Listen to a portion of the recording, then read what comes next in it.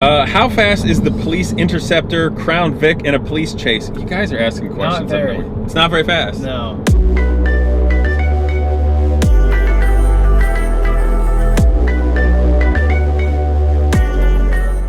What's up, guys? I'm riding today with my buddy Justin. What kind of car is this, man? It's a 2018 Corvette C7 Grand Sport. That's a lot of things. I dig it. I see no clutch though. What's up with that? My dad and I own this together. Yeah. More him than me. Yeah. And you know, we went out and test drove a couple Corvettes, and you know. Oh yeah. As you do when you get older, you think about getting in and out, driving it in traffic and stuff like that. And then ultimately, against every car guy, you know, every car guy's dreams. Yeah. Automatics are becoming faster than manuals. So this is faster though. If you go look it up, the automatic is faster. It's a good machine, that's sure. I was just busting your chops a little bit. I'm with you on that. Don't get me wrong, but after driving both, it's not as big of an issue as I thought it would be. I do have to say, I did that giant rant about how terrible the C8 Corvette steering wheel is. Yes. This is actually better. You can actually get your hand around it. Figure that out. It's not perfect, but it's better. Anyway, you guys, so Justin, what's your deal, man? What are your two main jobs? Air Force and law enforcement. Yes, he's a cop. Yes. Canine cop. So on my Instagram, we wrote to see who has what questions for you today, and I'm gonna ask them to you. You want any particular order, or if you just hit it? Let's hit it. Okay, first one. This is from Overland History. How long do they spend teaching officers the pit maneuver at the academy? All right, so a couple days, I would say. What is the pit maneuver for people who don't know? So the pit maneuver is the precision mobilization technique. For long, but for short, called the pit maneuver, and it's where you get your vehicle into alignment with the back rear corner of the so you get your nose up beside their rear, and you lightly make contact with that vehicle, and then turn in and accelerate through to push them over and spin them out.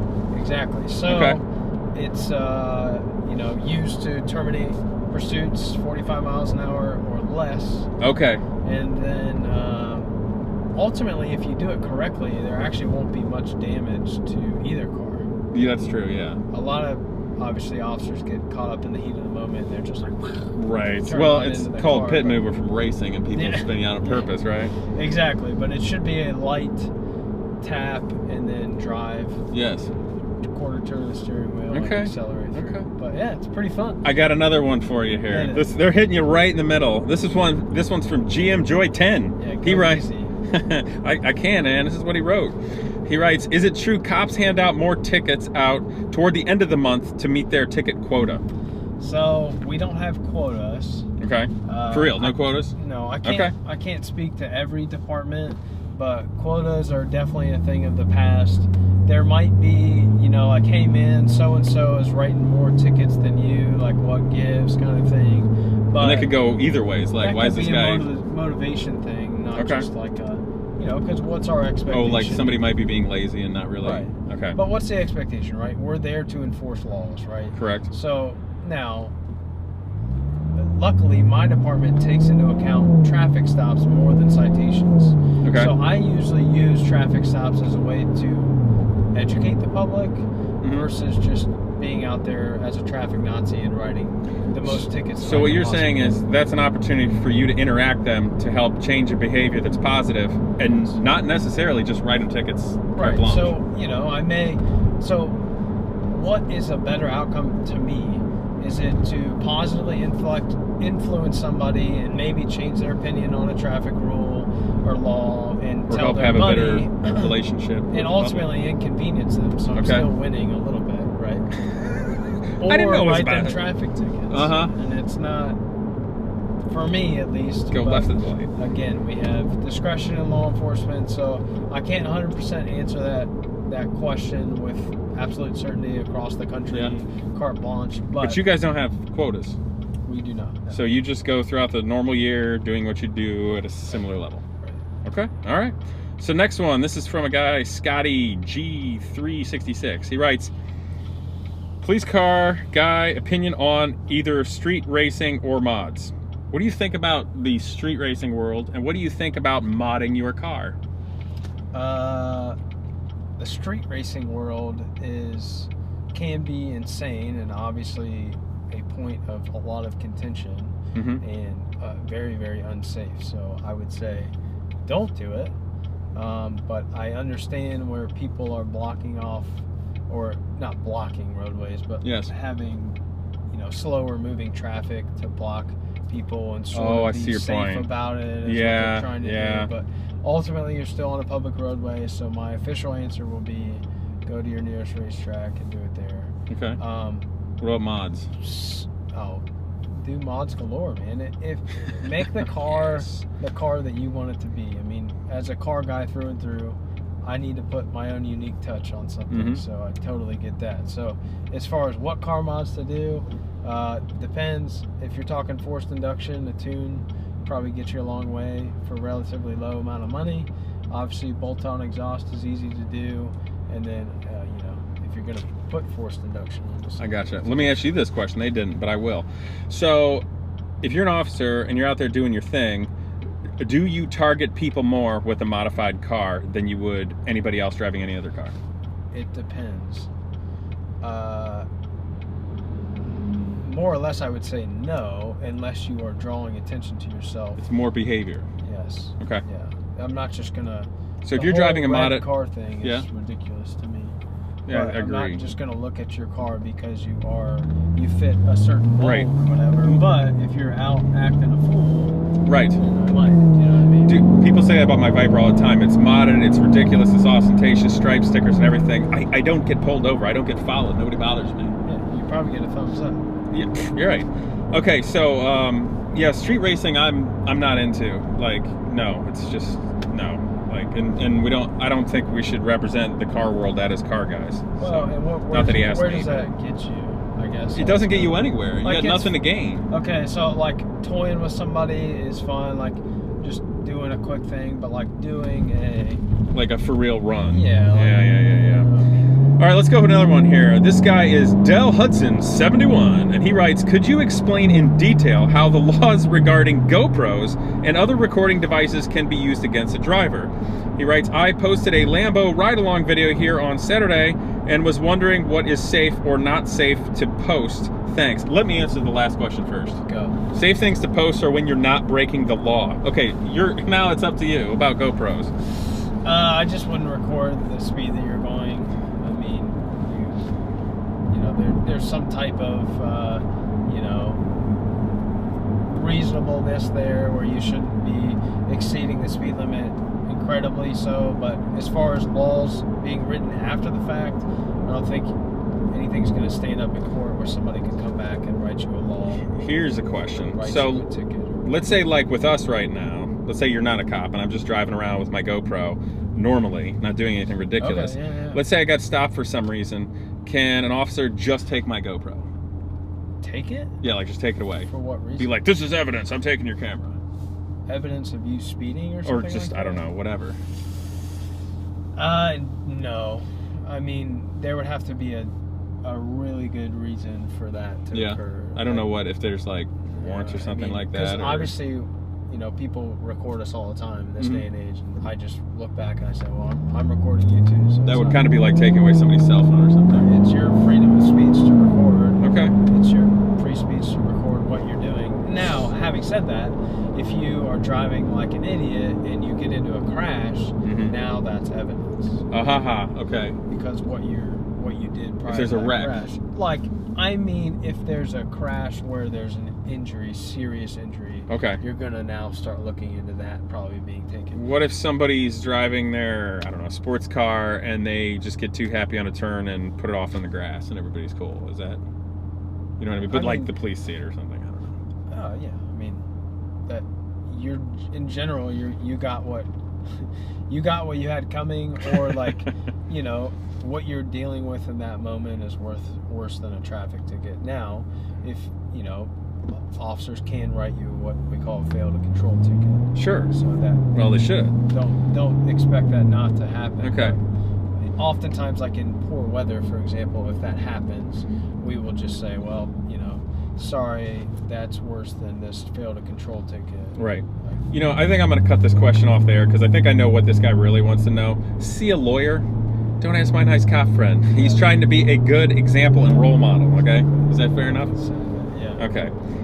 This person, Ethan Cribbs, writes, are you most likely to get out of a ticket if you have an older car, something like an 86 El Camino, for example? Yeah. I think you're most, you have a better likelihood to get out of a ticket. Like if you get pulled over and get a warning or something? Good human being. Yes. I don't think it necessarily matters what you're driving, but certainly there's some respect out there from car lovers and stuff like me from, sure, you know, for the car that you drive and that you actually appreciate driving. And maybe there's a little bit of an aspect to where if you enjoy driving enough to buy a car like that, whatever it is, and keep it nice, maybe. Maybe you are a better driver than other people. It's that kind of discretionary, we're all human, assessing the situation deal. Right. And also probably depends on the severity of the violation. Exactly. Okay. All right, so we're thinking not really, but if you're a cool person that is respectful and cares about driving and machinery, maybe an officer will take that into account. Yeah. Okay. This person writes, Techman1233, what was your job in the Air Force and was your job your first choice? So my job was security forces in the Air Force, which is like MP and other branches, military police, which is was chosen by me as my first choice because in the Air National Guard you can choose your first job. Basically, whatever you get enlisted under is that job that you're going to go to. Yes. What they're referring to is if you go in under the big Air Force, we'll call it, you sometimes you have a dream list of jobs that you would like. Oh, do you? You can. The man chooses for you. Right? Okay. Uncle Sam chooses for you, oftentimes. Okay. And so, no. Depending on what they need and your acumen and stuff like that. In the Air National Guard, you get to choose your job. So interesting. Okay. The job I did for a while, and now I switched over to aviation, and I'm doing some stuff along that line. Fair enough. All right. What is this? Okay, I don't know what this person is. I'm gonna move on. This is from Vasily Zurovsky with a lot of eyes. How fast is the police interceptor, Crown Vic, in a police chase? You guys are asking questions. Not very. It's not very fast. No. Is it because it's heavy? They sound really good, though. They sound good, okay. They sound really good. They move like a boat. The suspension's not great. Uh-huh. But, you know, a little over 100, you know, 110-ish. The new cars are way better. Okay. Sport utilities. Okay. The Explorers of the world, they call them police interceptor utilities. Okay. I remember that one we wrote in. It got up and goes pretty good. All right, this one is from Aardvark Benjamin. Does the MDMP, military decisions making process, of the Air Force apply to law enforcement? And do you actively use course of action analysis while on the job to improve your policing? Or is that only used during pre-operation planning for warrants? All right, dude. So, I don't think you could have put more military terms into that question, but I definitely appreciate the effort. Yes is the short answer. You forgot OODA loop, which is observe, orient, decide, and act. And ultimately, that's what we do in everyday life as a human being. And then ultimately, yes, in law enforcement, 100%. Use everything that, you know, we did in the Air Force, where I was running combat patrols in Afghanistan and having to make split-second decisions that could save or take a life. And, you know, that absolutely lends itself to law enforcement, which is why I think, you know, there are those departments that give more points for somebody who has military experience. Not that everyone's military experience is the same, but certainly the types of things that you learn within a military setting absolutely translate to law enforcement. Fair enough. Okay, here's one. This is from Max DEW. What does he, i.e. you, think of the steering wheel on the new C8 Corvette? I think you can still send it with that steering wheel. Fair enough. We'll leave it at that. I wonder why he asked that question. Okay, this one is from Pedenpole J. What up? Yeah, what's up? He writes, compare the G's between a jet and an open wheel car. This goes back to the everyone in the Air Force flies jets. Yeah. and I've never driven an open wheel car other than a go-kart. You want me to take that one? Yeah, go for it. Okay.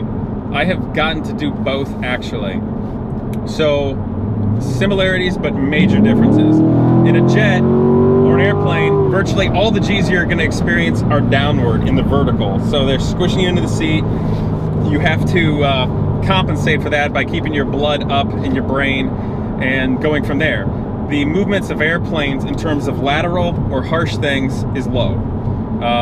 In terms of a race car. Race car is more vicious and brutal in that regard to an open wheel car. On a car, you're getting very little, if any, vertical G's. So, long story short... Let's hope you're not getting vertical G's. Yeah, weird things are happening. It can be fun, but it's not like a jet. I do drive a Raptor, so... Yeah, we've done that. G's every now. Yes, you can. So, in closing that, the guys that are flying jets, stunt pilots out there, everything, have to be super fit to keep their blood up in their head. A driver has to be fit, but different. On a driver, you have to have those strong core strength to have your base so you can control the car well, and you get into that sort of like boxing match territory. But a high-end open-wheel car like a Formula 1 car or an Indy car is very comparable to what a fighter pilot does in many ways. So G's are totally different. They don't really translate other than just being in that kind of environment. Okay. This person writes, I see you. That's it. I see okay, do we have any others? Is that it? Is it supposed to end with like UP or something? No, he writes, I don't even know where this guy's going. So, oh no, wait, he probably saw us when we were at Bob Evans. When we took Somebody did honk their horn at us while we were driving. Oh, maybe that's it, dude. What's up, dude? Sorry we missed What's you. up? Yeah, sorry, man, we're getting on the highway. We got to talk about left lane losers. Exactly. That was my words, not Justin's. It's a heck of an issue, apparently. Definitely.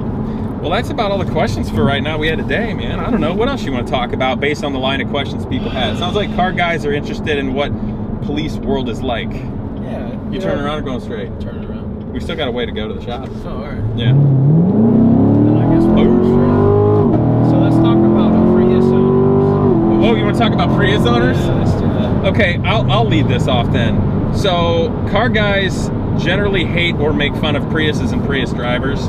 A Prius is an interesting car, but it has a totally different purpose and mindset than a sports car. It's an appliance. Yeah, to be efficient. Yeah, but it gets you from point A to point B, and that's it. So why does that bother car guys? You know what? I think the Prius was kind of the inception of everything that's happening in the hybrid community. Yeah. And you know, like the early Hondas, the Insight, yep. The Insight. Yep. That did the same thing, and they had the weird wheel covering. You got real low coefficient of drags. Yeah, so cool, right? We get it. But why do you have to make it look so ugly? That's like, to be streamlined. Still. That's how it gets to high numbers. So a Huracan is streamlined, presumably. This Corvette's streamlined. Yeah, but this isn't going to get the same fuel mileage. Okay, so here's what I think. So you created a 100 mile per gallon car, yeah. right? So, and that, I'd like to think it's pretty attractive. Beautiful. Why? I'm a good designer. And I get it. I get that we have to fit everything into a mold that's cheap for Toyota. Middle America, as it were. You're right about it being an appliance.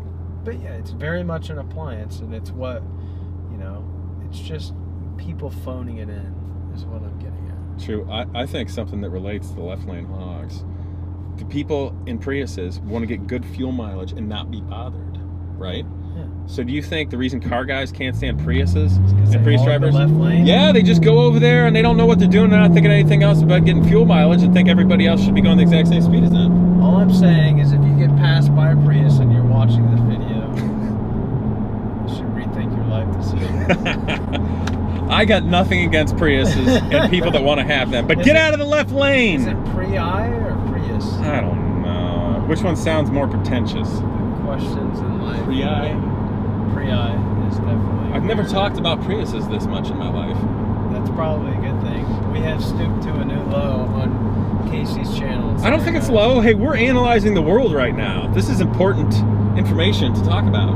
Hey, but now, you know, that we've moved on. There's the Teslas of the world that look beautiful and elegant. And they're fast. And they're super fast. My dad and I did a test drive, and I was like, man, I got to own one of these someday. Oh, yeah. But, you know, 2.8 second, 0 to 60 or whatever it is. I mean, geez. Oh, for sure. In a 5-passenger car, that's pretty incredible. Yeah, that's smoking fast. So here's one change of subject. So we're going down. I'm going to show you the turbine-powered Batmobile. Let's do it. How much did you like that movie from the late 80s when you were a kid? So my mom texted me a while back a picture of me standing in front of the movie prop, or maybe it was yours for all I know. And you know, when I was still rocking a mullet and you know, little tiny starter jackets or whatever. So you know, probably back in the 5, 6, 7, 8-year-old range. Mid to late 90s. Yeah. Mid to late 90s, man. That is the Batmobile to me. If you say, hey man, what Batmobile is the one that you stick in your head, and it's not the Rambler or whatever it's called. Tumbler. Yeah, the Tumbler. It's this one. So if you could, would you? We just passed a cop. Oh, did we? You gotta look out for those guys. Was it a Stady? Really gotta watch out for those. You gotta watch out for cops. So, what would you think? I mean, we can't really do it, but if you could just take the Batmobile on patrol, like instead of your normal car. I would do everything that you did in every Batmobile video you talked about. Like on Vin Wiki? Mess with people. You would just mess with people? But for fun. I mean, like, you know, just to make people laugh or like die clowns or whatever you said. But like, you know, like Christmas Eve, for example, I use my PA system and play Christmas carols in the neighborhoods. It's funny. Or like, you know, going past a bar at, you know, 11, 12 o'clock at night when everybody's nice and toasty and playing, you know, the Cops theme song over the PAs. What do they react to that? Little things in life. They're usually just laughing and pointing, or sometimes you'll get the one finger salute. But yeah, I bet. You got where that guy turned on the right's where you want it. Cool, man. All right, well, this will be fun. It will. I'm pumped. I can't get over how awesome this thing is in real life. Nice. I hope you guys had fun with the Q&A with my cow buddy Justin in the Air Force. Yeah, what's up, guys? Join the Air Force. Make your goals a reality. Join law enforcement if that's what you want to do. But be happy in life. Last question: Corvette or Viper? Oh gosh, they're so good for other reasons, though. They are very. Wait, don't you have like an OODA loop on deciding on what car to get or something? All right, I have to go Viper. Viper. On that note, I hope you guys will like, comment, and subscribe. See you next time.